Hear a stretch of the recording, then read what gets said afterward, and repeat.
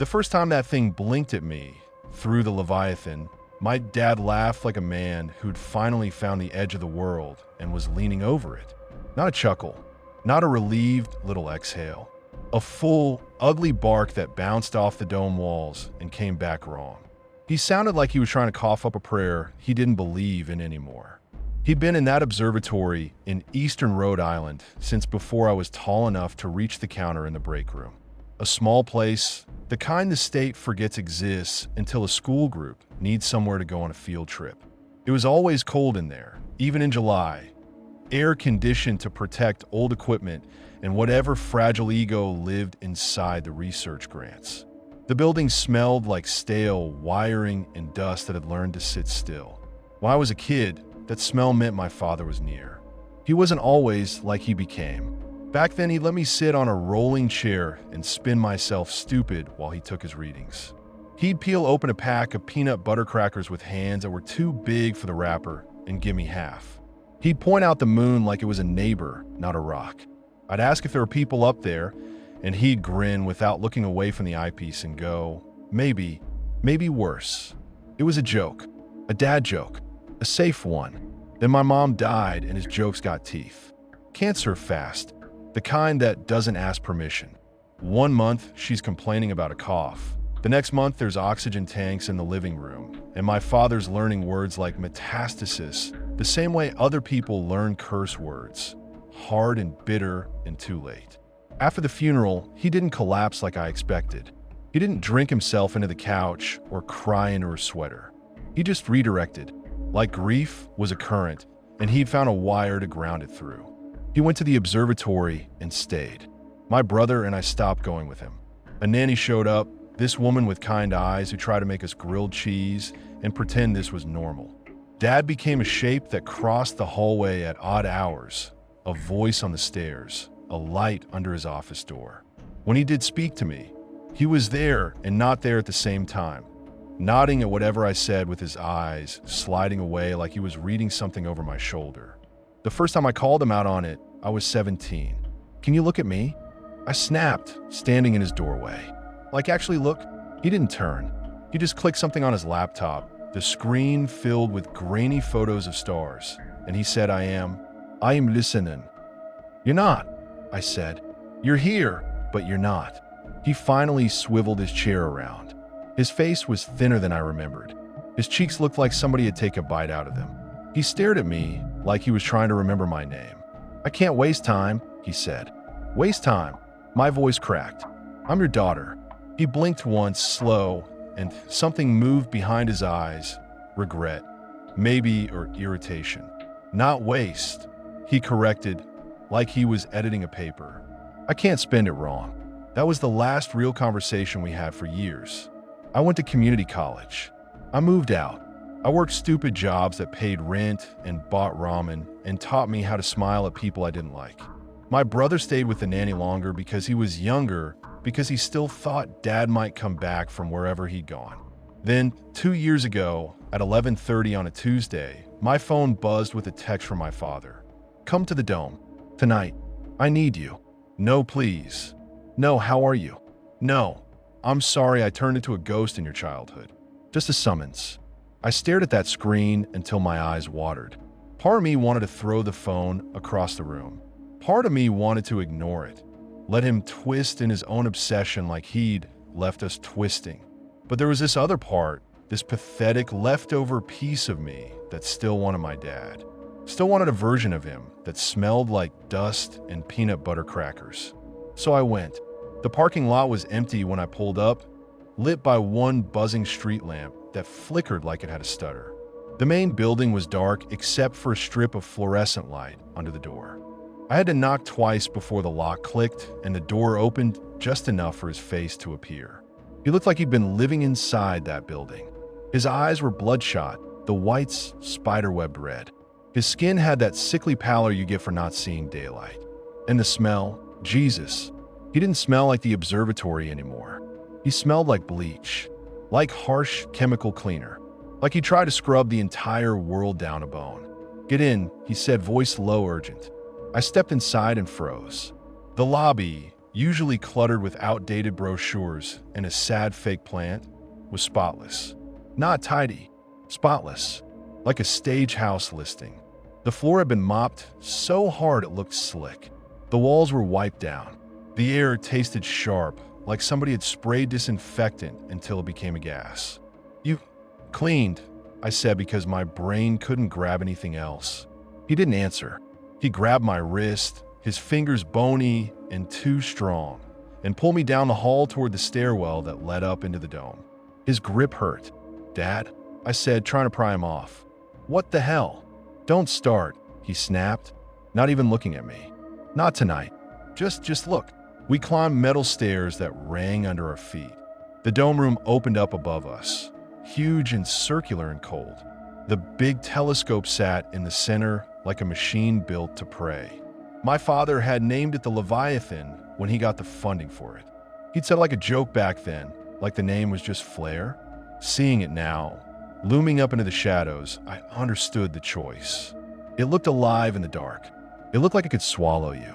The strangest part wasn't even the telescope. It was the absence of dust. That room always had dust.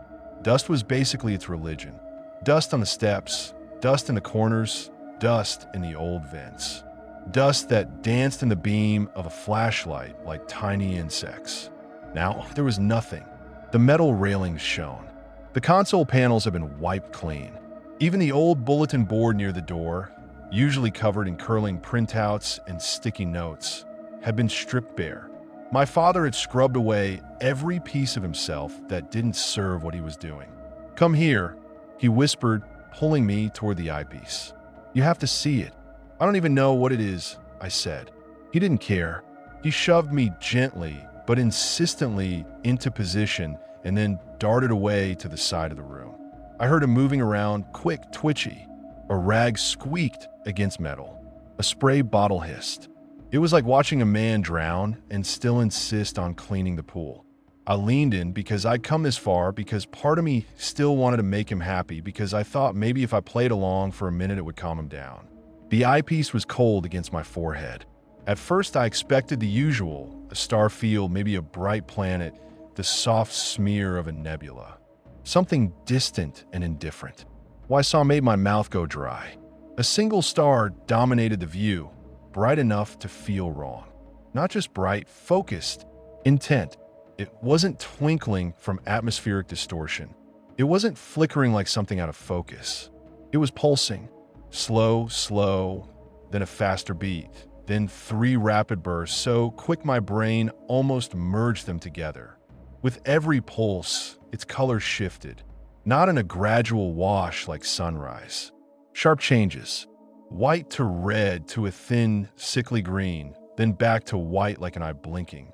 I pulled back hard, like the eyepiece had burned me. "What the fuck is that?"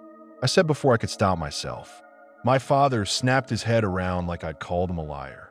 "It's speaking," he said. "Dad, it's a star." He crossed the room in 3 strides and put his hand on the telescope housing like he was calming a horse. "The Leviathan is calibrated," he said, voice flat, tight. "The Leviathan is perfect. I keep it perfect." I stared at him. That's not an answer. He yanked open a drawer and pulled out a stack of papers so thick it slapped against the table when he dropped it. He started sorting them with frantic hands, scattering charts and printouts across the console like he was dealing cards. "I've tracked it for months," he said. "No, longer. Years. After your mother," his throat bobbed. He swallowed hard. "After she went, I started seeing it. It was faint at first, barely a whisper, but it grew. It kept repeating the same pattern, over and over, like a heartbeat learning how to talk." He shoved a page at me. It was covered in columns of 1s and 0s, scribbled notes in his cramped handwriting, and graphs showing spikes in brightness. "Binary," he said, tapping the paper so hard it crinkled. "It's binary. It's not random. It's not noise. It's structured. It's deliberate." I looked up at him. "You think a star is sending you what? Morse code?"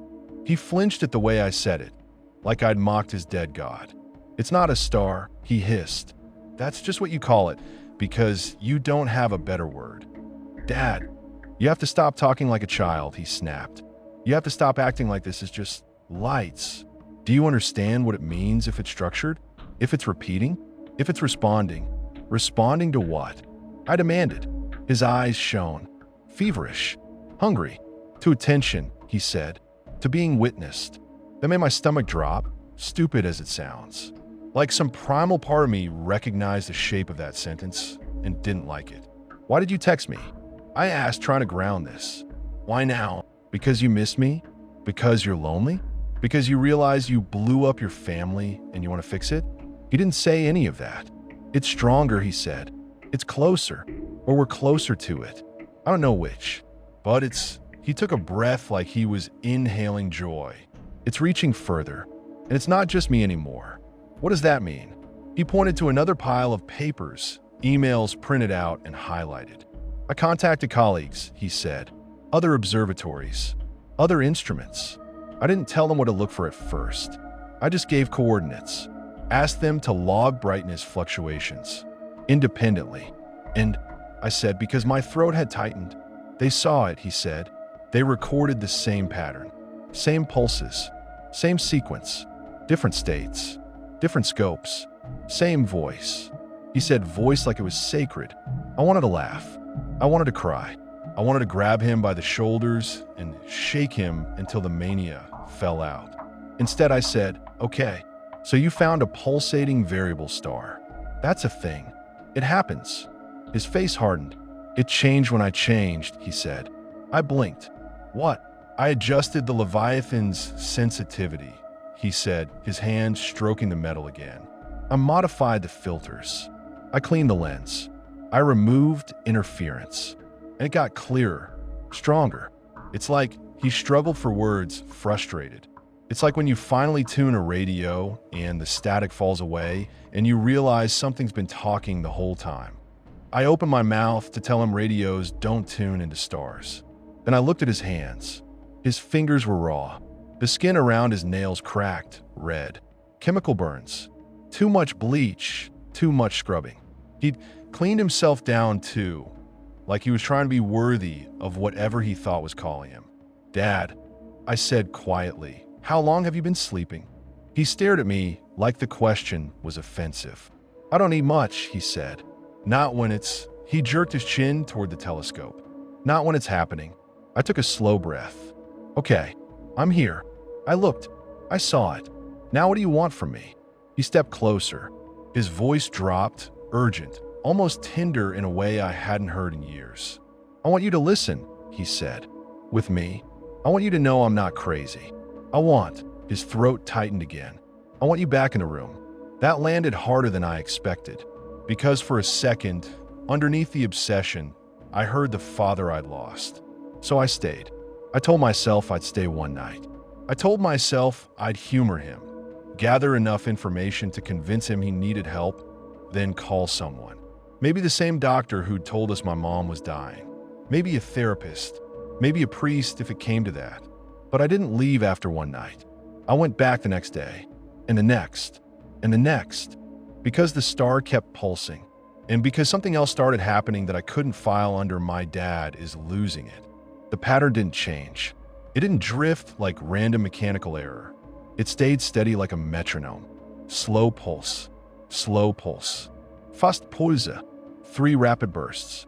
Color shift with each one, over and over.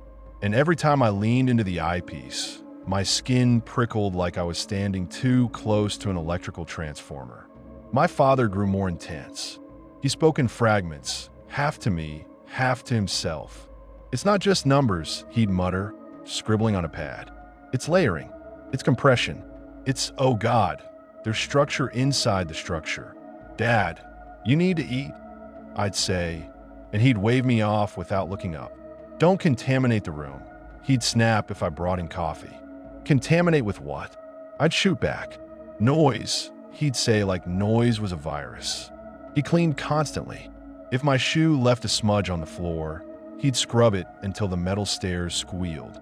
I started leaving my coat in my car because he'd stared at it like it was a dirty animal. On the 4th night, I asked him straight up, "Are you on something?" His head whipped around. "What? Drugs," I said. Adderall, Coke, whatever. You're not sleeping. I gestured at the chemical scrubbed room. You're doing this. His face twisted with something like hurt. I'm not poisoning myself, he said. I'm purifying. That's not better, I said. He stepped into my space, so close I could smell bleach on his breath. You think you know grief, he whispered. You think you know what it does because you watch your mother die. But you didn't lose what I lost. I flinched like he'd slapped me. I lost my mom, I said, voice shaking. I lost her too. He stared at me for a long moment, and for a second I thought he might apologize. Instead, he said, Then you understand why I can't ignore this. He turned back to the Leviathan like that settled it. A week in, the dream started. The first one didn't even feel like a dream. It felt like being dropped into a place you'd forgotten you'd been before. I was floating. Not flying, not falling, floating. Like my body weighed nothing, like I'd been untethered from gravity and left to drift. Below me stretched a landscape the color of old blood. Not red like roses, red like raw meat. Huge plates of it, cracked apart by trenches so deep they swallowed light. The surface shone in places like it had been polished, but it wasn't smooth. It was textured like dried clay that had been sealed with something wet. The air, if you could call it air, had a smell. Hot metal, rushed, something burnt. From the trenches came sound. Not wind, not water. A low grinding, like stone being dragged across stone. Under it, something else, distant, rhythmic thuds that didn't match my heartbeat. I tried to move, tried to look around, and realized I couldn't feel my own hands. I was perspective without a body. The cracks in the red ground started to widen, slow at first, then faster, the edges splitting and sliding away like somebody was prying the world open with invisible fingers. Darkness rose from those gaps. Not just absence of light, a substance. It billowed up in tendrils, thick, swallowing the red like smoke swallowing flame. Something moved inside it. At first I thought it was just the darkness shifting. Then I saw the shape, long, looping, oval like a serpent made of white fire but thin and wispy, like the flame was struggling to exist. It circled in a perfect loop, chasing its own tail faster and faster. And every time it completed a circuit, the sound in the trenches shifted, like it was sinking to the movement. The thing didn't have eyes, not really, but I felt it notice me. Not see me, notice me, like a pressure on my face, like a hand turning my head. I woke up choking. My sheets were twisted around my legs like I'd been fighting someone. My mouth tasted like pennies and burnt wires. When I wiped under my nose, my fingers came away red. I stumbled into the bathroom and leaned over the sink. Blood dripped into the porcelain in slow drops. My eyes looked too bright in the mirror, too alert for 3 in the morning. I cleaned myself up, told myself it was stress, told myself the nosebleed was from dry winter air, and the dream was my brain trying to process my dad's weird obsession. Then I went back to the observatory that evening, and when my father saw my face, he didn't ask if I was okay. He leaned forward like a starving man, smelling food. You dreamed, he said. I froze. What? You dreamed, he repeated, eyes wide. Tell me you did. I stared at him. Why would you? Tell me, he snapped, grabbing my arm. His fingers dug into the bruise he'd already left from dragging me around days before. Tell me. It pissed me off, the way he demanded it, like I owed him my unconscious mind. So elite. No, I said. Ich slept fine. His face fell, and for a second he looked like a sad old man. Then his eyes narrowed. You're lying, he said. Why do you care? I shot back, ripping my arm away. Why is everything a test with you?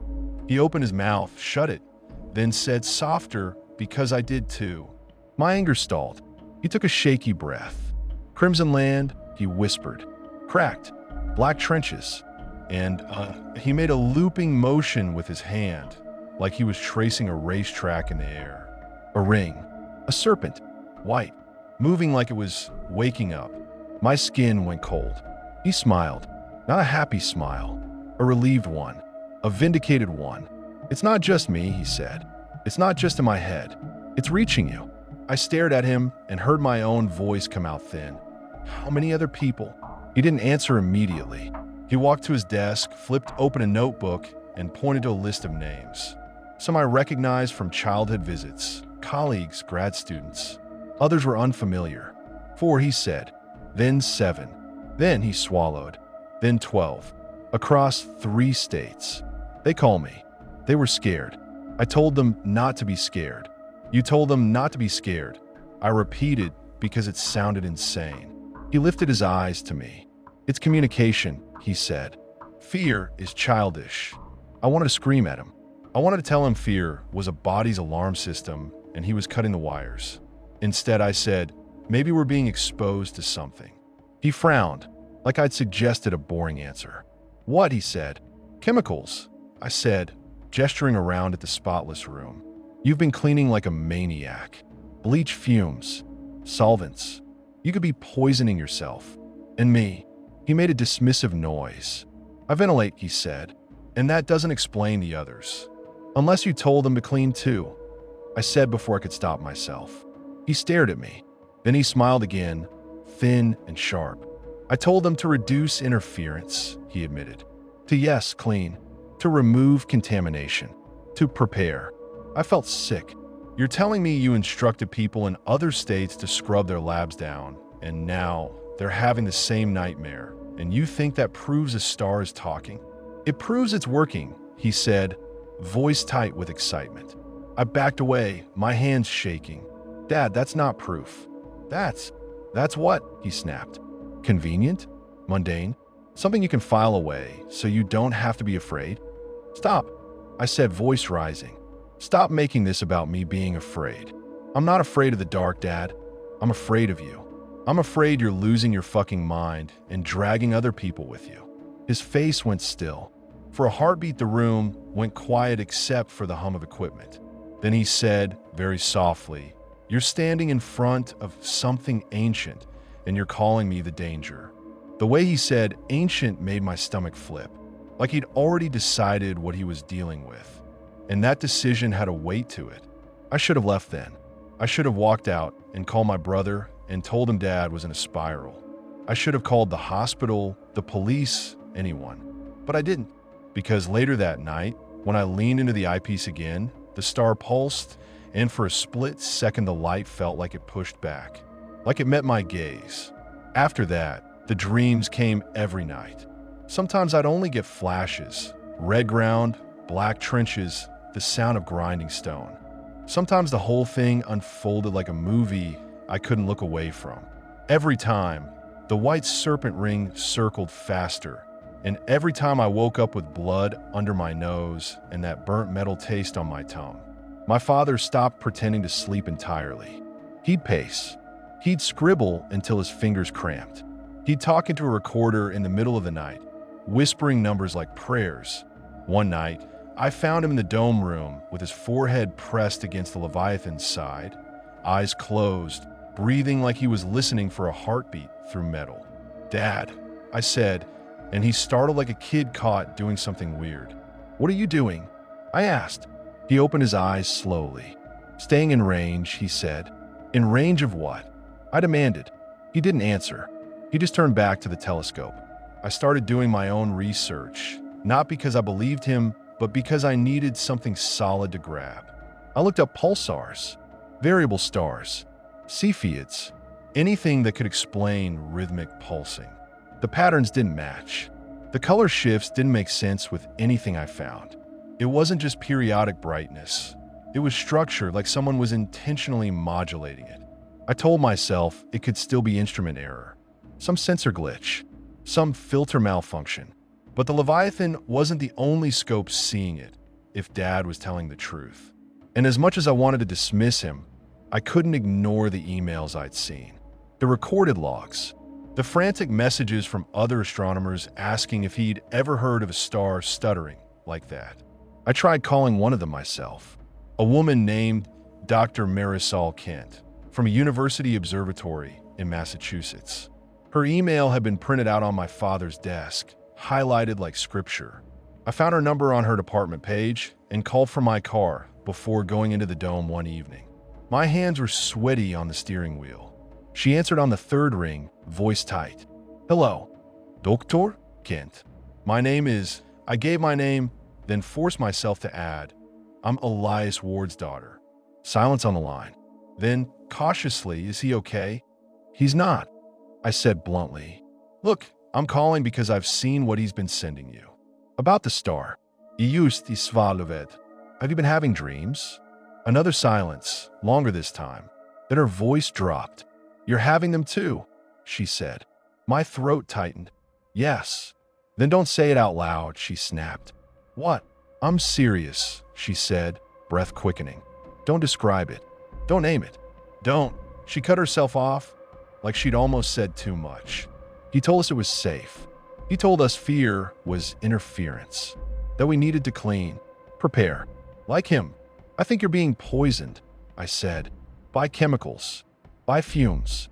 Something in the labs. She let out a humorless laugh. We thought that too. We checked the vents. We wore respirators. Her voice shook. It didn't matter. I gripped the phone tighter. So what do you think it is? I don't know, she said. But I know this. Every time we observed it, the dreams got closer. Not more frequent. Closer. Like the distance between the dream and waking life got thinner. I swallowed. Have you told anyone? Like authorities? Do you know how insane it sounds? She hissed. We tried to go through channels. A colleague mentioned shared hallucinations in a meeting and got pulled aside for a wellness check. My stomach clenched. Your father, she continued, and there was something like anger under her fear. He thinks he's special. He thinks it chose him, but it didn't. Her voice broke. It's just using attention. Anyone who looks long enough becomes an anchor. An anchor for what? I asked. She didn't answer. Instead, she whispered, don't go near it anymore. I laughed sharp.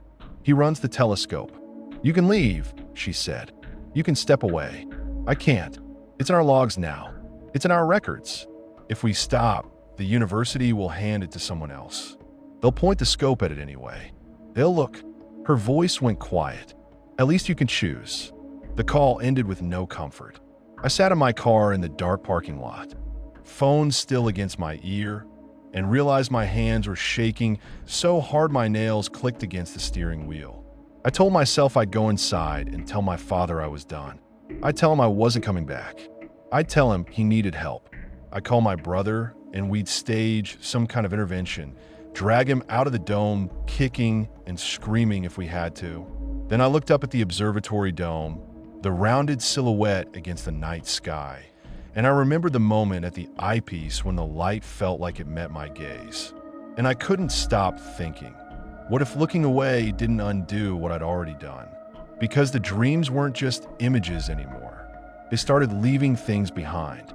The day after the third dream, I found fine reddish dust under my fingernails. I'd scratched my palm in my sleep. The dust didn't smell like anything, but when I rubbed it between my fingers, it felt wrong. Too smooth, like powdered stone, like ground clay. I told myself it was just dirt, maybe from the observatory, maybe from my car. But the observatory was spotless, and my car mats were clean. Another morning, I woke up with a thin white thread stuck to my lip. I thought it was hair. I pulled it, and it stretched too long like spit, then snapped and dissolved against my fingers like ash. I didn't tell anyone, because part of me didn't want it to be real. And another part of me, this darker, uglier part, wanted to go back and look again. That's the thing nobody tells you about fear. It doesn't always push you away. Sometimes it drags you closer.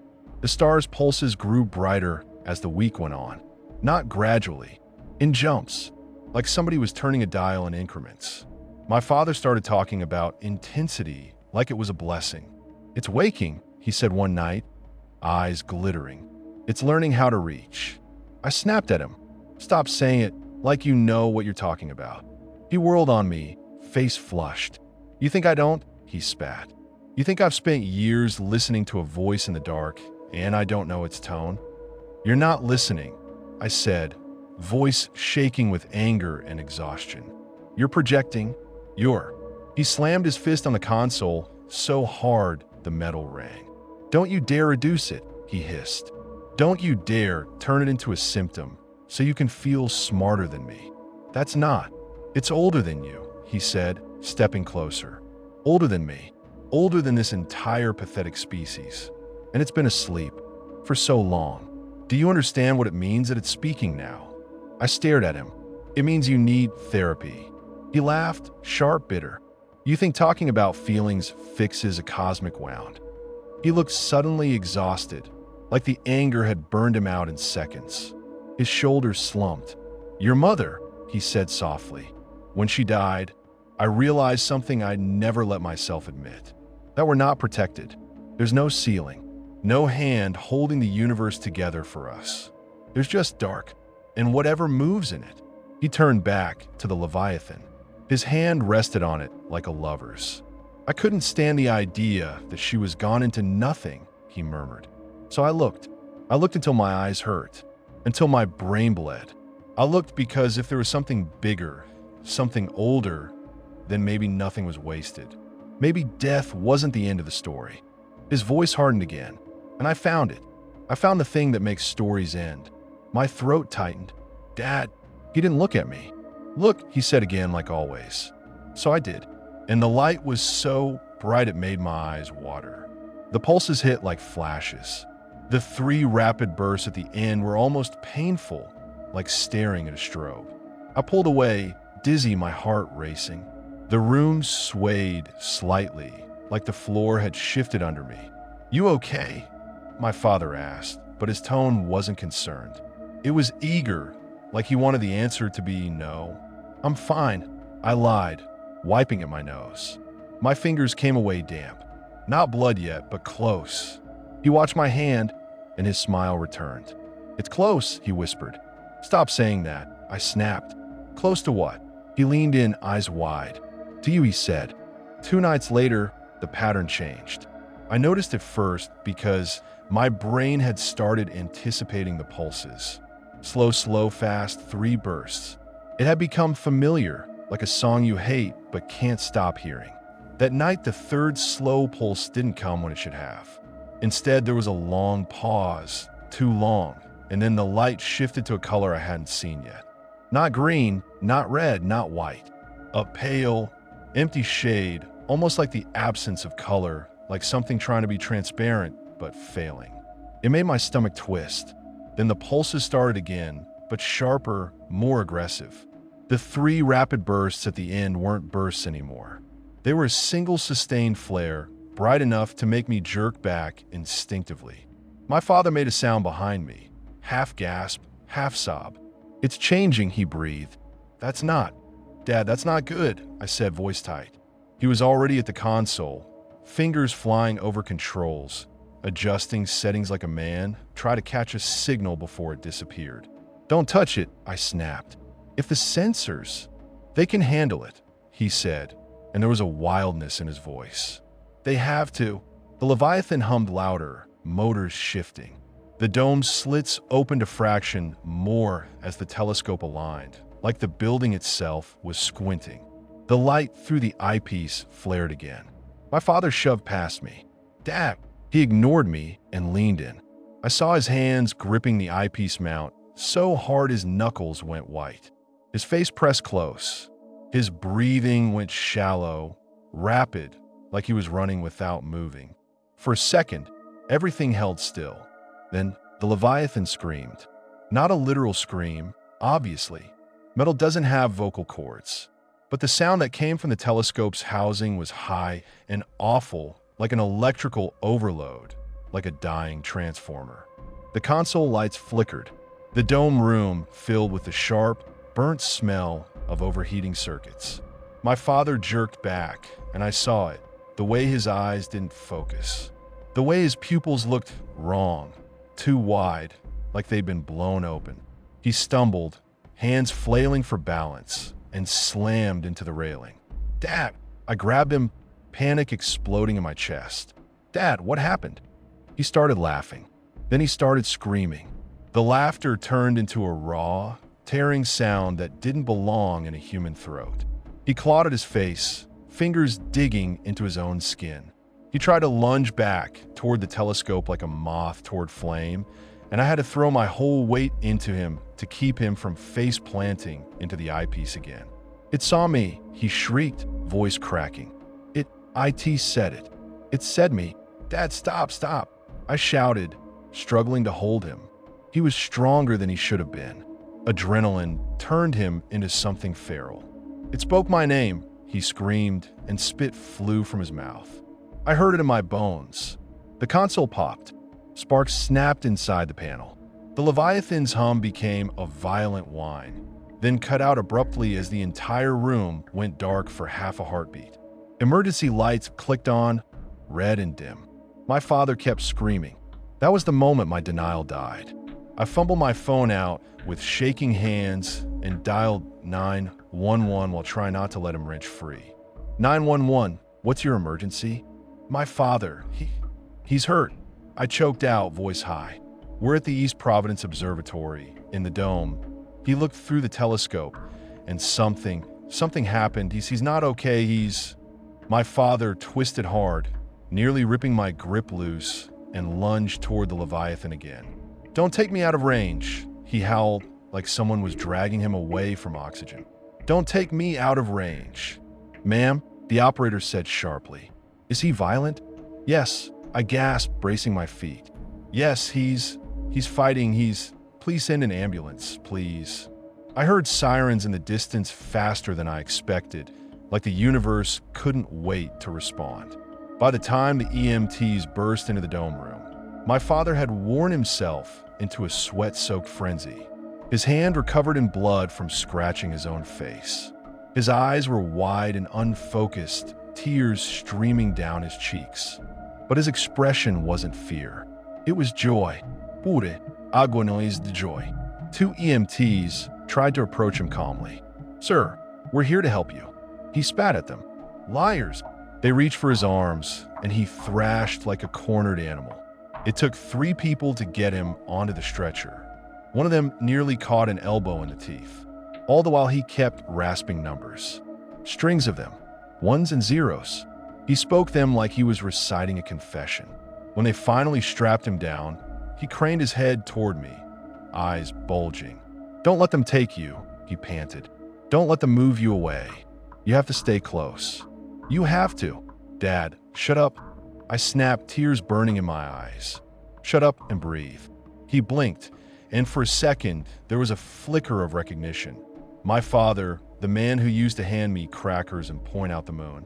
Then his gaze slid past me, back toward the Leviathan, toward the silent, dark shape of it. "It's still there," he whispered, like he could hear it without seeing it. "It's still talking." They wheeled him out. His screaming echoed down the stairwell like a siren of its own. I followed them into the parking lot, shaking so hard my teeth clicked. Cold air hit me like a slap. The night sky looked normal. Stars scattered, indifferent. No blinking beacon. No obvious cosmic horror hanging over Rhode Island. Just the dome behind me, dark now like a mouth closed after swallowing something. One of the EMTs approached me, wiping sweat from his forehead. "Ma'am, does he have any history of?" "No," I said, voice flat. "No history. He's been grieving. My mom died. He's been working too much." The EMT nodded slowly like he'd heard versions of this story before. As they loaded my father into the ambulance, he started whispering again, quieter now, like the numbers were a lullaby. I caught fragments. 1001333. Then the doors slammed shut and the siren wailed and they drove away. And as the red taillights disappeared down the road, my father's last words hit me in a way the screaming hadn't. Out of range. Like distance mattered.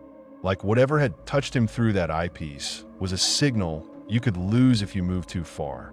I stood in the empty parking lot with my phone still in my hand and realized I'd been holding my breath for minutes.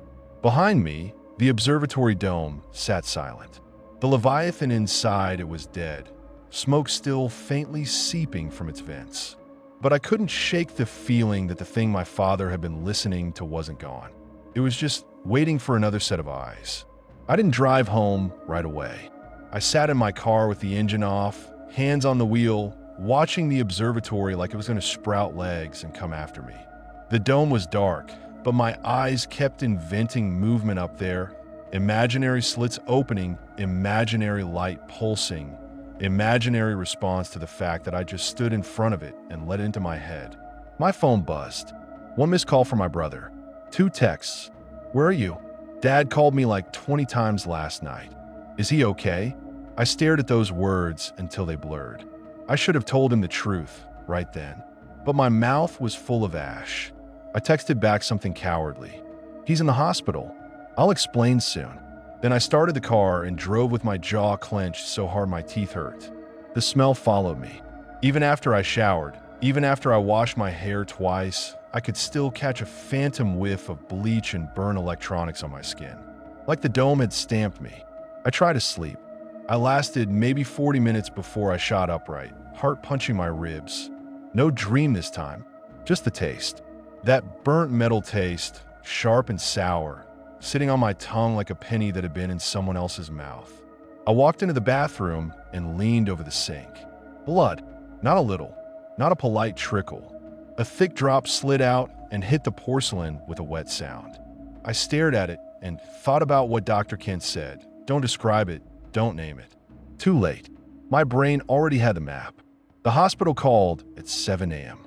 Are you Elias Ward's next of kin? A woman asked, voice professional and tired. Yes, I said, and my throat felt like sandpaper. He's been admitted for acute ocular trauma and an acute psychotic episode, she said. There was a pause, like she didn't enjoy saying that second part out loud. He's in restraints at the moment. He's been combative. I flinched. Is he blind? His corneas are severely damaged, she said. It's too early to say what will recover. What did he do to himself? I asked because my brain couldn't accept a star did it. Another pause. His pupils were fixed and dilated when he arrived. We suspect exposure to an intense light source. The EMT report mentioned a telescope. I swallowed. Can I see him? You can, she said. But I need to warn you. He's still agitated. We're sedating him intermittently, but he's verbally perseverative. Per what? He repeats phrases, she said. Numbers. Sequences. For long periods. My stomach turned. Okay, I said. I'm coming. I called my brother on the way there. He picked up on the first ring, voice raw. What the hell is going on? Dad's in the hospital, I said. He got hurt at work. He had some kind of breakdown. Breakdown, he repeated, incredulous. He's been weird for years, but what do you mean hurt? Like he fell. I gripped the steering wheel. He looked through the telescope and something happened. The equipment fried. He started screaming. There was a silence so long I thought the call dropped. Then, you're not making sense, my brother said quietly. I know, I snapped. The anger came out sharp, aimed at him because it couldn't go anywhere else. I know I'm not making sense. Do you want the short version?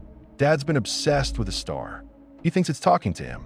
Now he's in restraints, whispering numbers. What the fuck, he breathed. Yeah, I said. That. He exhaled hard. I'm coming. No, I said immediately. What? His voice jumped. Why the hell not? Because I don't want you near this, I said, and the words surprised me with how true they were. There was another beat of silence, then his tone sharpened. Near what? Dad? The hospital? Are you hearing yourself? I'll explain when I see you, I said, because that was the only thing I could offer. Just wait. Please. He didn't say, please back. He said, you don't get to shut me out, and hung up. The hospital smelled like disinfectant and cheap coffee. Normal smells. Safe smells. But my body didn't relax. My body stayed braced like we were still under the dome. They had my father in a room with a reinforced door. Not a padded cell, but close enough that the difference felt like semantics. A security guard sat outside, reading his phone like this was a normal part of his shift. A nurse met me in the hallway, flipping through a chart. You're his daughter? Yes. She studied my face for a second, like she was gauging whether I was going to cause trouble. He's been asking for you, she said. My stomach dropped. He knows I'm here. He can't see you, she corrected quickly, but he's oriented enough to know your name. He's been repeating it. A cold wave rolled up my spine. Repeating it how? The nurse hesitated. Like a prayer. Like a warning. It's unsettling. I almost laughed. It came out more like a cough. Yeah, welcome to my week. She opened the door and let me in. My father was strapped to the bed at the wrists and ankles. Soft restraints, but still restraints. His head was turned slightly toward the window, like he could sense the light there even through bandaged eyes. His face had fresh scratches across the cheekbones. His lips were split. Dried blood sat in the corners of his mouth. He looked smaller than I'd ever seen him. Then he spoke, and the illusion shattered. 1, he whispered, voice rasping. 0, 0, 1. His head tilted, listening. 0, 1, 1. I stepped closer. Dad. His mouth kept moving. 3, 3, 3. Dad. I said louder, and my voice cracked. He stopped. For a second, the room went very still. The heart monitor beeped steadily. The air conditioner hummed. Then my father smiled under the bandages. You came back, he whispered. The nurse touched my elbow. He's been agitated. Keep your voice calm. I swallowed. Dad, can you hear me? Of course, he said, like I'd asked if water was wet. You're loud. I flinched. There was a bite in his tone I didn't recognize. Or maybe I did, and I'd just been pretending I didn't for years. What happened? I asked. What did you see? He chuckled softly, and it sounded like sand dragging over metal. I saw the truth, he said. That's not an answer. I said the same words I'd used in the dome, and it hit me like a loop. Like we were stuck in a pattern too. He turned his head slightly, as if aiming his face at me. It looked at me, he whispered. It didn't just flash. It didn't just sing numbers. He swallowed hard. His throat clicked. It aligned. It focused. It said my name inside the light. My skin prickled. You're sedated, I said, because I needed that to be true. Your brain is. Don't, he snapped, and the sudden force of it made the nurse stiffen. Don't insult it. Don't insult me. I took a breath, tried to keep my tone even. Dad, the telescope overloaded. The sensors fried. You got a blast of light. You're hurt. That's all. His smile widened, and it was wrong.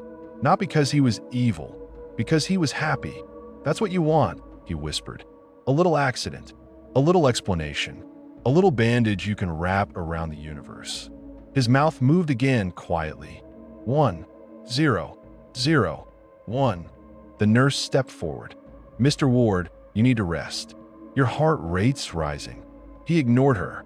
Do you know what it feels like, he said, voice building, to be acknowledged by something that has been asleep since before the first human ever looked up? Dad. I warned, because the monitor was already speeding up. It's pure, he rasped. No hunger, no petty morality. Just design, function, ending. Stop, I said. His head jerked toward me, sharp. It didn't choose me, he whispered, and the words came out like poison and awe at the same time. It used me. I stared at him. Used you for what? He licked his split lip. To reach you. My blood went cold. No, I said immediately. No, don't say that. He laughed, and it made the nurse glance at the restraints like she was reconsidering them. You think you're safe because you're not the one strapped down, he whispered. You think because your eyes still work, you're in control. He swallowed again. His throat sounded wet. It's already in you, he murmured. The nurse stepped between us. Okay, that's enough. He needs to rest. My father's mouth kept moving even as she guided me toward the door. 0, 1, 1, 3, 3, 3, he whispered.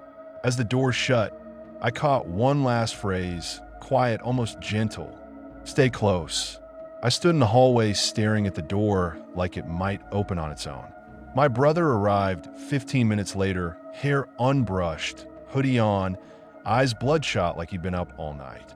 He took one look at my face and his anger faltered. You look like shit, he said. Thanks, I muttered. He glanced at the security guard, then back at me. Can I see him? No, I said too fast. He narrowed his eyes. Why? I rubbed my forehead. Because he's not. He's not Dad right now. That's vague, he snapped. I've been dealing with not dad for years. I still want to see him. I opened my mouth, and all the words tangled. How do you tell your little brother, with a straight face, that your father stared into a telescope and got his mind peeled open like fruit? So I went with the one thing I could say.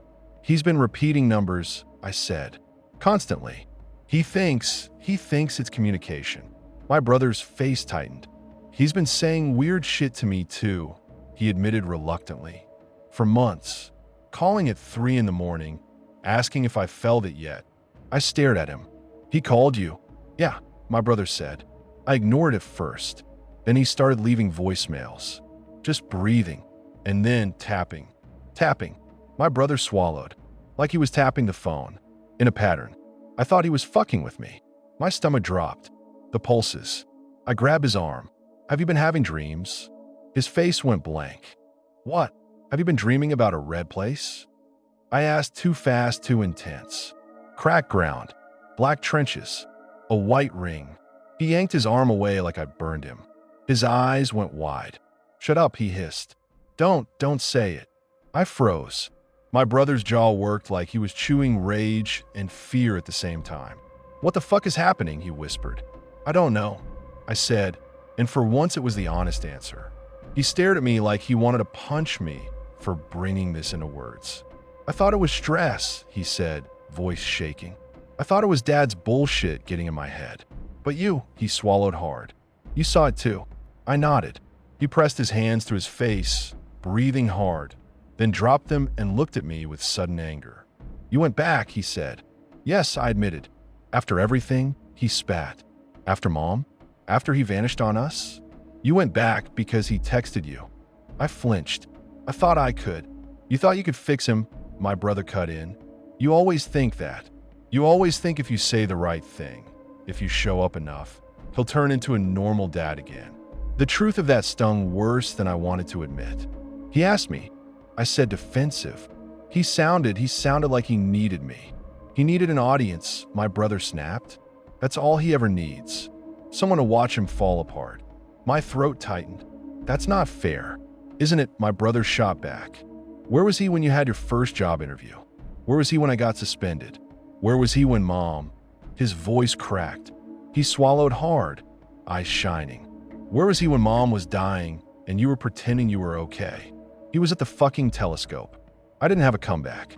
We stood there in the hospital hallway, 2 grown kids in the same loop, and the only thing between us was a locked door and a man whispering numbers. A doctor met us later, a man with kind eyes and a tired face. Your father has severe photic injury, he said, flipping through the chart. We're treating inflammation, but the damage is significant. He may regain partial vision over time, but I need to prepare you. He's blind, my brother said flatly. The doctor hesitated. For now, yes. In the episode, I asked. The doctor glanced at us. He's presenting with agitation, paranoia, and disorganized thought. He's also exhibiting compulsive vocalization. These sequences. We're running tox screens, neuroimaging, infectious disease panels. Sometimes sudden psychosis can be triggered by grief, my brother said bitterly. The doctor didn't flinch. Grief can exacerbate underlying issues, he said carefully. But the onset and the content are unusual. We're also concerned about possible exposure to chemicals or radiation given the workplace incident. Can you tell me what happened at the observatory? I opened my mouth. My brother answered instead, voice sharp. A telescope broke. The doctor nodded slowly. Any lasers involved? High-intensity lamps. It was looking at a star, I said, and immediately regretted it. It sounded insane in that hallway. The doctor's face stayed polite. Telescopes don't usually emit light strong enough to cause that level of injury, unless there's been a misalignment or additional sources, he said. We'll continue to investigate. In the meantime, he needs rest and minimal stimulation. Minimal stimulation. Like that mattered, because when we left the hospital, my phone buzzed again. An email. Subject line, urgent, coordinates confirmation. From Dr. Kent. My stomach dropped. I opened in the parking lot, thumbs shaking. I can't stop seeing it when I close my eyes. Someone is coming to take our logs. Admin says we can't withhold data. Elias said you were the key. Is that true? Please respond. Please. My brother watched my face as I read. Who is that? A colleague. I lied automatically. He didn't buy it. Are we still doing that? He snapped. Lying? Pretending this is normal? I stared at the glowing screen. My mouth tasted like burnt metal again. I don't know what to do, I admitted. My brother exhaled hard, then said, we need to shut the observatory down. I laughed. Sharp. How? It's not a lemonade stand. I don't care, he said, eyes bright with rage. We call the university. We call the state. We say there was a chemical hazard. We say the equipment is unsafe. And then they send someone to fix it, I said, voice flat. They replace the sensors. They clean the lenses. They aim it right back at that thing. My brother froze. That's what Dr. Kent said. I added quietly. If it's in the logs, someone will look. Someone always looks. My brother's face went pale. He swallowed. So we just run? I didn't answer, because the truth was part of me wanted to, and part of me couldn't stop thinking about the way the light felt like a gaze. That night, I didn't go near the observatory. I locked my doors, closed my blinds, turned on every light in my apartment like brightness could keep something out. I still dreamed. The Crimson Land was closer. Not physically, whatever that meant in a dream, but emotionally like I was less of a spectator and more of a participant. The sound from the trenches wasn't distant grinding anymore. It was right under me, vibrating through the red plates like something big shifting beneath a thin crust. The white ringed serpent circled faster, and as it moved, the air around it shimmered like heat off asphalt. This time, it wasn't just looping. It was tightening. Each circle drew smaller, more focused, like it was winding itself into a knot. And then, without eyes, without a mouth, it turned its attention upward. To me, I woke up choking on the taste of metal and blood. My nose bled so hard it dripped onto my chest, warm and slick. I pressed tissue to it, hands shaking, and tried to tell myself it was stress, it was dry air, it was coincidence. But when I went to the bathroom to rinse my face, I saw something on my tongue. A faint pale line, like a residue, like I'd licked paint. I scrubbed until my tongue burned. The next day, the hospital called. Your father's been trying to write, the nurse said, voice strained. He keeps asking for paper. We gave him a marker and a clipboard. He's covering it. Covering it with what? I asked. She hesitated. Numbers and shapes, over and over.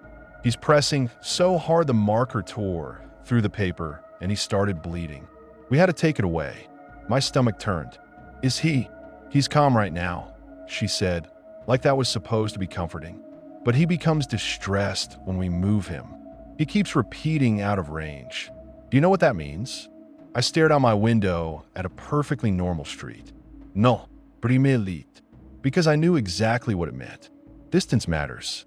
Range matters. Proximity matters.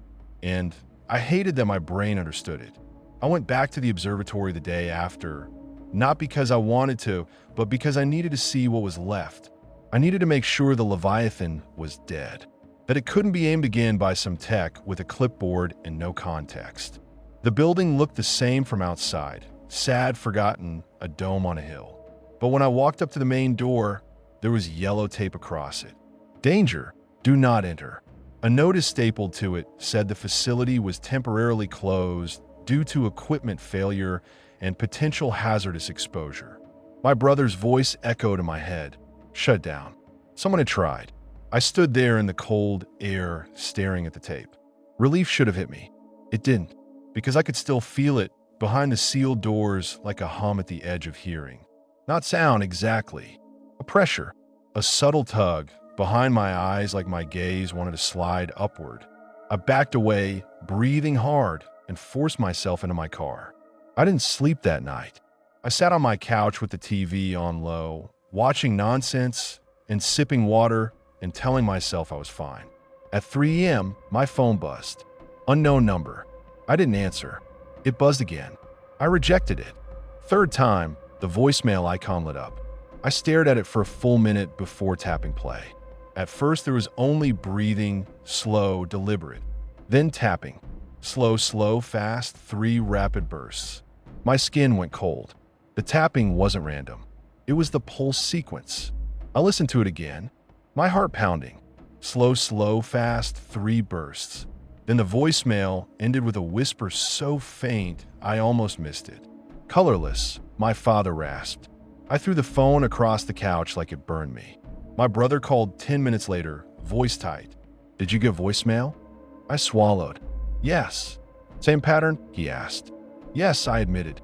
He exhaled a shaky laugh that sounded like he was about to cry. "He can't even see the phone," he said. "How is he doing that?" "He's not," I whispered. Silence. My brother's voice dropped. "You think it's doing it through him?" "I don't know," I said, and my throat tightened. "But it wants us paying attention." Then we stop, he said, fierce. We stop looking. We stop listening. We stop answering numbers at 3 in the morning. I wanted to believe him. I tried to follow that plan. For the next week, I didn't go near the observatory. I didn't open Dr. Kent's emails. I blocked unknown numbers. I stopped visiting my father. I told myself I was protecting myself. What I was actually doing was running from a gravitational pull that didn't care about my willpower. The dreams didn't stop. They got worse. They got vivid in a way that made waking life feel thin and cheap. I'd wake up and my hands would still feel like they'd been coated in fine red dust. I'd blink and see black trenches behind my eyelids like afterimages. I'd walk through the grocery store and have to steady myself because for a second the floor tiles looked like cracked crimson plates. I started carrying tissues everywhere because my nose bled randomly now. At work, in the car, while brushing my teeth. People asked if I was okay. I told them allergies. One afternoon, while I was standing in line at a coffee shop, the overhead lights flickered. Slow, slow, fast, 3 rapid stutters. My stomach dropped so hard I thought I'd throw up right there on the floor. I left my coffee on the counter and walked out without saying a word. That night, my brother showed up in my apartment unannounced. He looked worse than me. Dark circles, jittery hands, eyes that wouldn't quite focus. "You're not sleeping," I said. He scoffed. "You either." He paced my living room like a trapped animal. "I tried," he said. "I tried so hard to just ignore it. But every time I close my eyes, I'm there. And it feels closer." I swallowed. "Yeah." He stopped pacing and faced me. "We have to do something," he said. "We can't just live like this. What do you want me to do?" I snapped, exhaustion making my voice sharp. "Call NASA? Call Ghostbusters?" My brother flinched. "Don't," he hissed. "Don't joke. Not with this." "Then what?" I demanded. "Tell me what you think I can do." He stared at me for a long moment, then said quietly, "Go see him." I went still. "No, you're the one he keeps talking about," my brother said. "He keeps saying your name. He keeps saying you're the key." "That's his delusion," I said, even though it didn't feel like a delusion anymore. My brother's jaw tightened. "What if it's not?" he whispered. Silence. Then, because we were both terrified and stubborn, we did what we always did. We argued. "It's not my responsibility," I snapped. "I didn't ask for this." "Neither did I," my brother shot back. "But it's here. It's in our heads. Pretending it's not won't fix it. I'm not going to let him drag me back into his obsession," I said. My brother's eyes flashed. "He's your dad. He stopped being my dad when Mom died." I snapped, and the words came out uglier than I meant. My brother's face crumpled for a second, then hardened. "He stopped being your dad," he said bitterly, "but he didn't stop being mine." Guilt hit me like a punch. I looked away, swallowing hard. "Fine," I said. "Fine. I'll see him." The next morning, we went to the hospital together. They let us in because my father was calmer now, medicated enough that the staff didn't look worried. He was still strapped down, but the restraints were looser. His eyes were still bandaged. His mouth was cracked. When he heard our footsteps, his head tilted. "I know you," he whispered. My brother stepped closer first. "It's me," he said. "It's..." My father cut him off. "Not you," he whispered. "Not you." My brother froze like he'd been slapped. I stepped forward, anger flaring. "Dad, what the hell?" My father smiled under the bandages like he could see me anyway. "There you are," he whispered. My brother's hands clenched at his sides. "Dad," he said tightly, "I'm right here." My father's head turned slightly, like he was sniffing the air. "Your noise," he murmured. "You're static." My brother's face went white. I felt my own anger twist into something colder. "Say his name," I demanded. "Say it. Prove you know he's here." My father's mouth moved, but not with my brother's name. "Numbers. 1, 0, 0, 1. My brother stepped back, breathing hard. "I hate you," he whispered, voice breaking. "I hate you for that." My father didn't react, because my father wasn't really talking to us. He was talking past us, to something else. I leaned closer, voice low. "What do you want?" I asked him. "What does it want?" My father's throat worked. He swallowed with difficulty. "It wants," he whispered, "a door." My skin prickled. "A door to what?" He smiled wider, and his lips cracked, bleeding slightly. "Reality is thin," he murmured. "Like skin, like a membrane. You can press on it. You can," he made a small, shaking sound. "You can bruise it." My brother's voice came out raw. "Stop talking like that. You sound insane." My father's head snapped slightly toward him, and for a split second the sweetness vanished. "It's not insane," he hissed. "It's accurate." The nurse outside the door shifted, listening. I swallowed. "Dad, how do we make it stop?" He went very still. Then he whispered, almost reverently, "You don't." My stomach dropped. "What do you mean you don't?" "You can't unhear a voice," he rasped. "You can't unsee a shape. Attention is a tether." He swallowed again, and this time his throat made a wet sound that made my skin crawl. "It's pulling," he whispered. "Because it's waking." My brother's voice shook. "Then tell us how to cut the tether." My father laughed softly, and it sounded like he was choking. "You don't cut it," he whispered. "You move with it. You align." "No," I said immediately. "No, fuck that." My father's smile didn't fade. "It shows you," he whispered. I clenched my fists. "You already said that." He nodded slightly. "Because you keep trying not to hear it." My brother stepped forward, anger flaring. "If it chose anyone, it chose you," he snapped. "You're the one who stared at it for years. You're the one who—" My father's voice cut through him, sharp. "I was bait," he hissed. Silence. My brother stared at him, stunned. My father's head tilted toward me again. "You think I cleaned because I was compulsive," he whispered. "You think I scrubbed the dust because I was broken." His lips curled in a sick little grin. "I cleaned," he whispered, "because it hates interference. It hates clutter. It hates the dirt of being human." He breathed in shallow. "It likes you because you're quieter inside," he whispered. "You have more empty space." I felt like I'd been punched. "That's not true," I said, but my voice came out weak. My father's mouth moved again, numbers pouring out in a low stream. The monitor beeped faster. The nurse stepped in firm. "Okay, that's enough for today." My brother started to protest, but she cut him off with a look. As she guided us out, my father's voice rose, strained. "Stay close," he rasped. "Stay close to the range." I jerked away, heart pounding. "What happens if I don't?" I snapped, turning back toward him. My father's smile vanished. His mouth tightened. "I don't know," he whispered, and for the first time, there was something like fear in his voice. "I don't know because it hasn't let anyone go before." That landed like a weight in my gut. In the hallway, my brother grabbed my arm. "He's not Dad," he whispered, voice shaking. "He's not." I nodded because I couldn't argue. We left the hospital, and my brother refused to get in his car. He stood in the parking lot with his hands on his head like the sky was too heavy. "What do we do?" he whispered. I stared at the hospital windows, the bland daylight reflecting off glass like nothing inside mattered. "I don't know," I said. And then, because we were idiots and because fear makes you do stupid things, I did something worse. That night, I drove toward the observatory. Not all the way, not to the taped door, just close. I told myself it was an experiment. I told myself I needed to prove something. because there was this pattern in my head now. Range. My father had screamed about being taken out of range like it mattered. The dreams felt closer when I was thinking about the dome. Dr. Kent said proximity thinned the distance between dream and waking life.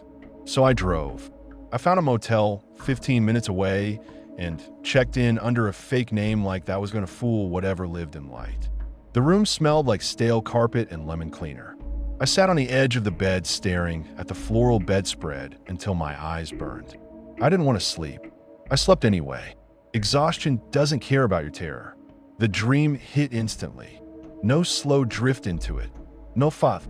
1 second, I was in a motel bed. The next, I was floating over crimson land, so vivid it made my throat close. The cracks in the ground were wider now, black trenches gaping like mouths. The grinding sound below wasn't stone anymore. It sounded like something breathing, deep, slow inhales that made the edges of the trenches shiver. The white serpent ring wasn't circling lazily. It was tearing around in tight, furious loops, like it was trying to drill through itself. With each circuit, the air rippled and a thin, high sound rose, like feedback, like a signal tuning in. Then the darkness in the trenches rose up. Not smoke, not shadow, but a thick, rolling substance that swallowed the red like tide swallowing sand. And in that darkness, for the first time, I saw something behind the ring. Not a body, not a face, a shape that was too big for my mind to hold. A suggestion of something curled in on itself, layered like folded wings, ancient and patient. It stirred. The ring snapped its loop tighter, and then, like a hand reaching through water, something pressed upward. The membrane between dream and me thinned. I felt pressure on my forehead, where the eyepiece had been. I woke up screaming. My throat burned. My heart hammered so hard my chest hurt. Blood poured from my nose onto the motel pillow in thick streaks. I slapped a towel against my face, shaking. On the white towel, the blood looked almost black. And underneath the blood, smeared faintly, was a thin, chalky residue. White, like paint. I stared at it until my vision blurred. Then I did the stupidest thing I've ever done in my life. I drove to the observatory, not to go inside, not to look through anything. The Leviathan was dead anyway, just to stand near it, just to see if my body would react. It was dawn when I pulled into the empty lot. The dome was a silhouette against a gray sky. The yellow tape still crossed the front door. The building looked harmless in daylight, like a museum that couldn't afford to update. I got out of the car and walked up to the taped entrance, hands shaking. The air around the building felt colder than it should have. Not temperature cold, wrong cold, like stepping into a shadow that wasn't cast by anything. My nose started bleeding again immediately. I pressed tissue to it and laughed, shaky and awful. Okay, I whispered to myself. Okay, that's a thing. I turned away because the pressure behind my eyes was building, like my gaze wanted to climb the dome and pierce the sky. In my peripheral vision, I saw movement near the dumpster behind the building. I froze. A man in a work vest stood there, holding a clipboard. He looked up when he heard my shoes on the gravel. "Ma'am," he called. "Can I help you?" I swallowed. "Who are you?" "State Inspector," he said, gesturing at his vest like it answered everything. "We got a report about possible hazardous exposure." "I'm checking the site." My stomach clenched. "Don't go in," I said. He frowned. "It's closed. I'm not supposed to enter without." "Don't," I repeated sharper. He stared at me. Then his expression shifted into that polite, "This lady is unstable" look. "Are you associated with the facility?" he asked carefully. "My dad runs it," I said, my voice cracked. "Ran it. He's in the hospital. Please don't mess with anything." The inspector's face softened slightly. "I'm sorry to hear that," he said, "but I have to do my job. We need to determine whether there's a chemical spill or radiation leak, or..." "It's not that," I snapped. He blinked. "Then what is it?" I opened my mouth and almost said it, almost described it, almost named the dream. I stopped myself so hard my jaw ached. "I don't know," I said instead, a lie that was safer than the truth. But it's not safe. Please. The inspector studied me for a moment, then sighed. Ma'am, I understand you're upset, he said, but I'm trained for hazardous environments. If there's something dangerous inside, it's better we identify it. My stomach turned. Just don't point anything at the sky, I said, voice tight. He stared at me like I'd said, don't drink the moonlight. What? I shook my head, realizing how insane I sounded. Forget it, I muttered. I got back in my car and drove away with blood on my sleeve. That afternoon, my brother called. You disappeared, he said, voice angry and scared. Where the hell are you? I needed air, I lied. Bullshit, he snapped. You're doing something. I can hear it. I closed my eyes. The pressure behind them throbbed. I went near the observatory. I admitted, silence. Then, what the fuck is wrong with you? He said, voice rising. I needed to know if it mattered. I said, defensive. And he demanded. It does, I whispered. It matters. My brother made a sound like he wanted to throw his phone. But you're feeding it, he hissed. You're giving it what it wants. I didn't look, I snapped. I didn't go inside. You just stood there, he cut in. Like that's not still attention. Like that's not still tethering yourself. I clenched my teeth. What do you want from me? I want you to stop, he said, voice shaking. I want you to stop before you drag us deeper. I want to yell back. I wanted to tell him he was right, and it didn't matter, and we were already deep. Instead, I said, I'm sorry. He didn't accept it. He just went quiet, then said, I can't keep doing this, and hung up. 2 days later, the hospital called again. It wasn't the nurse this time. It was a doctor. Your father has developed severe dysphagia, he said, voice careful. He's refusing food and water. He's speaking continuously to the point of laryngeal injury. We've sedated him, but he fights it. My chest tightened. What do you mean injury? He's been whispering nonstop, the doctor said. His throat is raw. He started bleeding. He insists he has to keep the sequence going. My stomach dropped. Can I see him? Yes, the doctor said. But I need to ask you something. Has your father ever had any esoteric beliefs? Cult involvement? Obsessive practices? I almost laughed. He's an astrophysicist, I said bitterly. He's supposed to be the rational one. The doctor hesitated. Sometimes rational minds fixate, he said gently. Grief can. I know. I snapped and softened. I know. I'm coming. When I got to his room, the smell hit me before I even saw him. Blood. Old, metallic, thick. My father's bandages were gone now. His eyes were open, but they didn't track. The pupils were milky, unfocused. He stared at nothing. He was thinner. Even in daze, he deflated like a balloon losing air. The walls of his room were covered in markings. Not just numbers. Shapes. Oval loops. Over and over, drawn in shaky lines. Overlapping like he was trying to trace something that didn't fit his hand. A nurse stood by the wall looking sick. He did that with his finger, she whispered to me, eyes wide. He dipped it in paint from the maintenance cart. We didn't realize until... What color? I asked, already knowing. She swallowed. White. I walked closer to the wall. The ovals weren't random. They were an attempt at the ring from the dream. The looping serpent. The shape that circled itself. But in white paint, it looked wrong. Like a ghost of the thing, not the thing itself. My father spoke without turning his head. The color is off, he rasped. My throat tightened. Dad, it should be colorless, he whispered. It would be so beautiful colorless.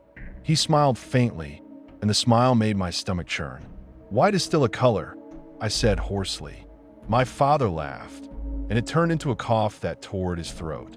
I watched, horrified, as red seeped at the corner of his mouth. He swallowed it like it was normal. It wants less, he whispered. Less noise, less human mess, less pigment. I stepped closer to the bed, voice shaking. What does it want from me? My father's unfocused eyes didn't move, but I felt his attention snap to me anyway. It wants you to be a lens, he whispered. My skin went cold. No, I said. He chuckled, and his voice sounded like it was scraping something inside him raw. You already are, he whispered. You already looked. You already dreamed. You already. He coughed again, harder, and his throat made a wet gurgle. You're in range. My hands clenched into fists. How do I get out of range? My father's smile faltered. He swallowed with visible effort. I don't know, he whispered again, and this time the fear in his voice was real. I kept it perfect. I thought if I kept it perfect, it would. He breathed shallowly. I thought it would give me meaning. I thought it would give me her. His voice cracked on that last word. For a second, he sounded like my dad. My throat tightened. Mom, I whispered. My father's lips trembled. Then his face hardened again like he'd slammed a door shut inside himself. It doesn't give back, he rasped. It only wakes. He turned his head suddenly, and I flinched because even blind, the movement was sharp. He reached out with a bony hand and clamped onto my wrist. His grip was cold. Listen, he whispered, urgent. You have to stay away from them. From who? I asked, panicked. The people who want to fix it, he rasped.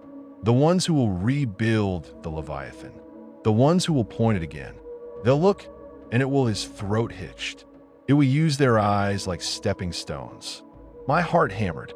They already have the logs, I whispered, thinking of Dr. Kent, thinking of admin taking data. My father's grip tightened painfully. Then it's already spreading, he whispered. I tried to pull my wrist away, but his fingers locked harder. Dad, you're hurting me. He leaned forward, face close enough that I could smell blood and antiseptic. It didn't choose me, he whispered, and his voice shook with rage and grief. It chose you. No, I said, tears burning my eyes. Stop saying that. Stop putting that on me. He pressed his forehead against mine, cold bone to cold bone. I froze. His voice dropped into something that felt like it bypassed my ears and slid straight into my skull. It's not a star, he whispered. It's the eye behind the dark. I jerked back, heart racing. My father's face contorted like he was trying to hold on to something slipping. I can hear it, he rasped. Even here, even without the scope. His lips moved, and for a second he didn't say numbers. He said my name, perfectly, clearly, like he could see me. Then he started whispering numbers again, faster and faster, until his throat gave out and he started coughing blood onto his blanket. The nurse rushed in. Okay, she shouted, pushing me back. You need to step out. I stumbled out into the hallway shaking, my wrist aching where his fingers had bruised it. My brother was sitting in a chair down the hall, head in his hands. He looked up when he saw me, eyes red. Is he started. He's worse, I said. My brother's jaw clenched. Good. He spat suddenly, shocking me. Good. Let him choke on his own numbers. Let him. Stop. I snapped, anger flaring. That's still our dad. My brother's eyes flashed. Is it? He hissed. Because it doesn't feel like it anymore. I didn't have an answer. We left the hospital together in silence. Outside, the sky was bright and cold and indifferent. That night, I slept in my apartment, as far from the observatory as I could be without leaving the state. The dream still came, but it was slightly less vivid. Slightly, like turning down a radio one notch. Still loud enough to make your teeth vibrate. So I tested it. I hated myself for it, but I tested it. The next night, I drove to my brother's place. He lived further inland, farther from the coast, farther from the dome. I slept on his couch. The dream came, but it felt farther away, like I was floating higher above the crimson land, like the details were blurrier, the trench sounds muffled. My brother noticed my face the next morning. You dreamed, he said flatly. Yeah, I admitted. He stared at me. Was it different? I hesitated. Yeah, I whispered. A little. He went very still. So, range, he said. I nodded. He looked like he wanted to throw up. So Dad wasn't insane about that part. No, I said quietly. He wasn't. The realization sat between us like rot. Over the next week, we kept testing without fully admitting we were doing it. If I slept at my brother's place, the dream dulled. If I slept at my apartment, it sharpened. If I drove near the observatory, even just on the highway that passed within a few miles, the dream that night came like a punch. Proximity mattered. Range mattered. And that meant the simplest, ugliest conclusion. If I got far enough away, maybe it would fade. The same way a signal fades when you leave the broadcast area. I didn't tell my brother immediately. I didn't want to say it out loud because saying it made it real. But 2 days later, my father died. The hospital called in the early morning. He went into cardiac arrest. The nurse said, voice subdued. We attempted resuscitation, but I sat on my kitchen floor with the phone pressed to my ear, staring at the grout lines like they were going to spell out meaning. Ow, I whispered. The nurse hesitated. He aspirated blood, she said quietly. His throat, he wouldn't stop. Even sedated, he kept trying to speak.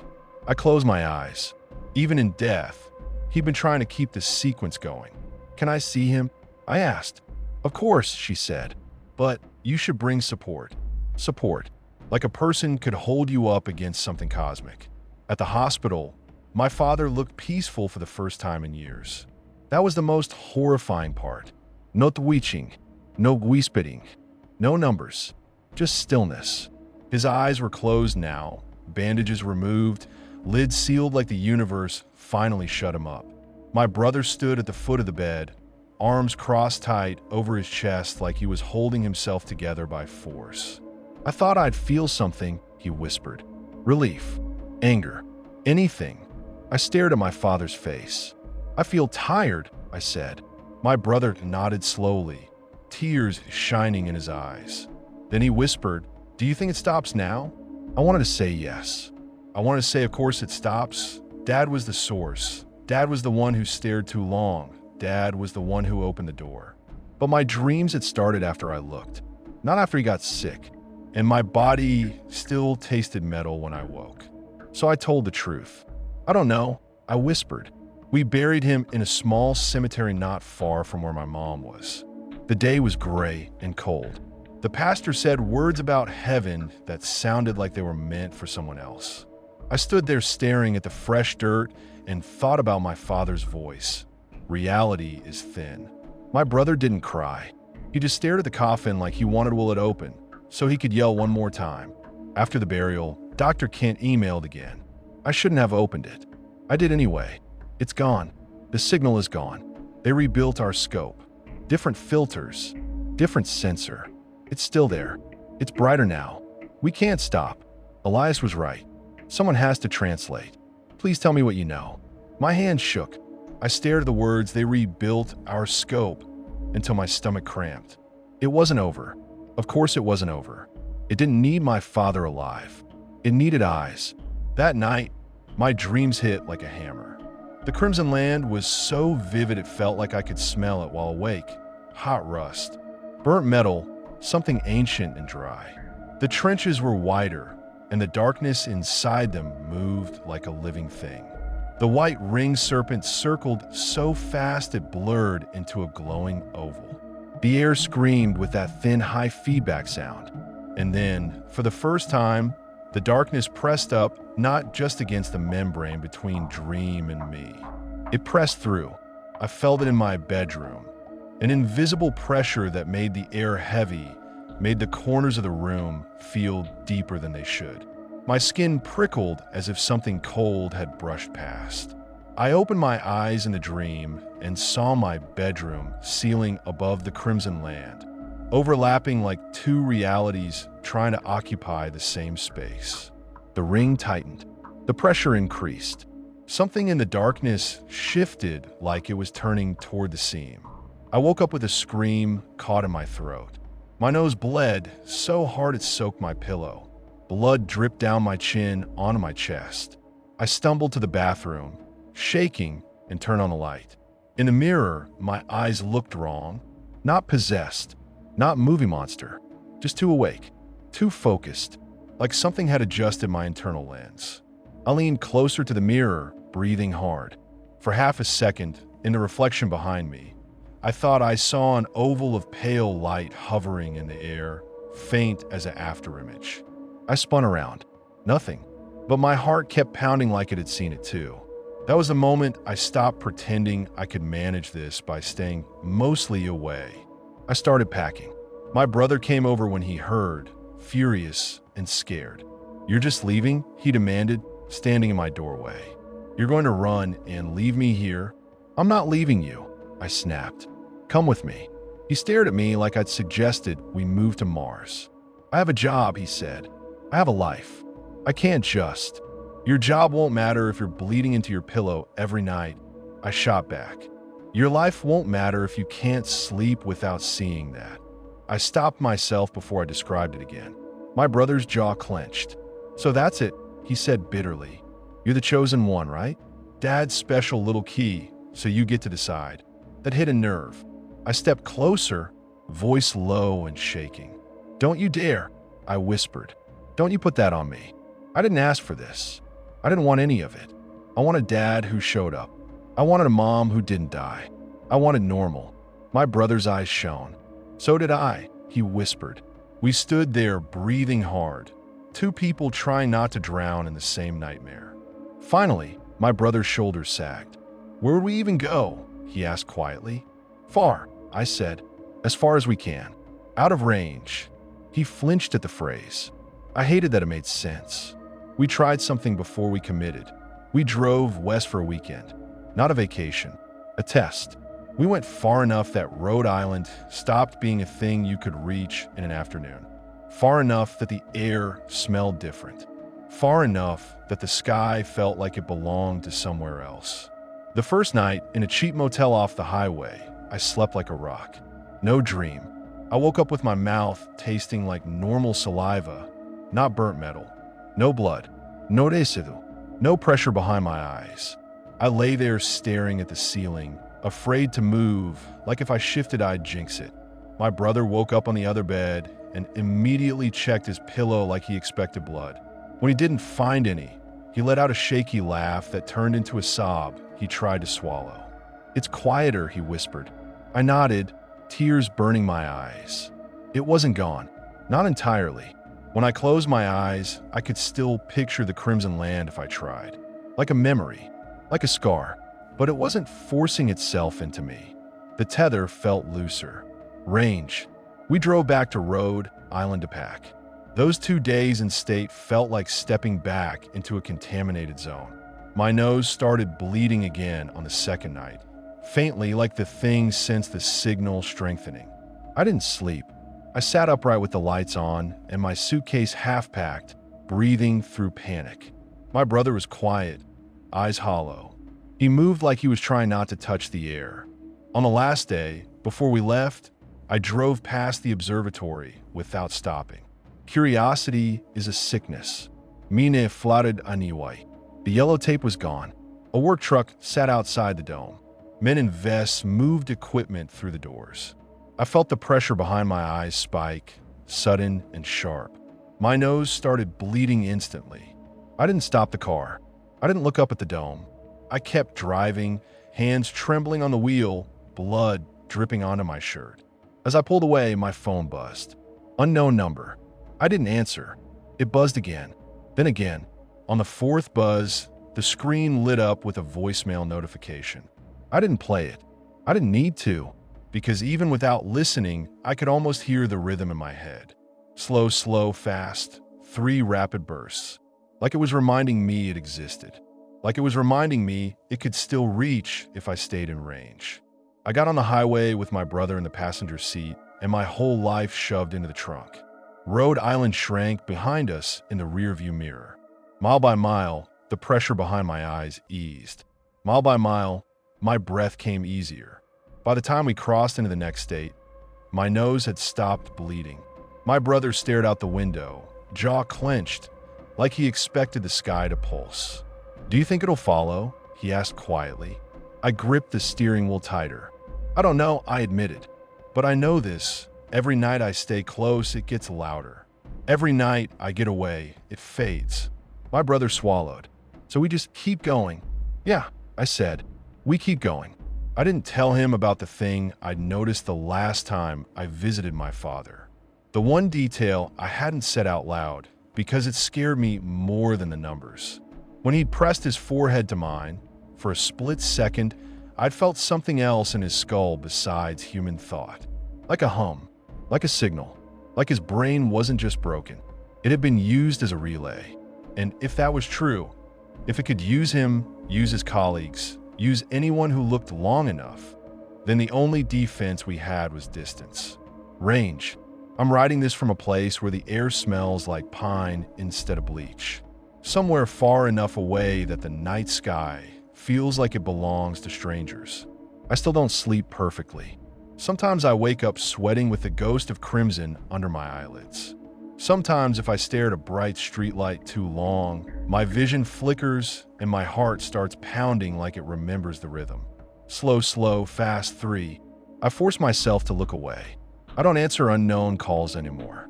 I don't listen to voicemails from numbers I don't recognize. I don't open emails from Dr. Kent. I don't read about new telescopes, new discoveries, new signals in deep space that people on the internet obsess over like it's entertainment. Because I know what attention can do, and I know what it feels like when something ancient notices you noticing it back. If you're reading this and you work somewhere with a scope or a dish or any machine built to look into the dark, if you ever see a pulse that doesn't behave like physics, a pattern that feels like it's waiting for you to blink, don't lean closer.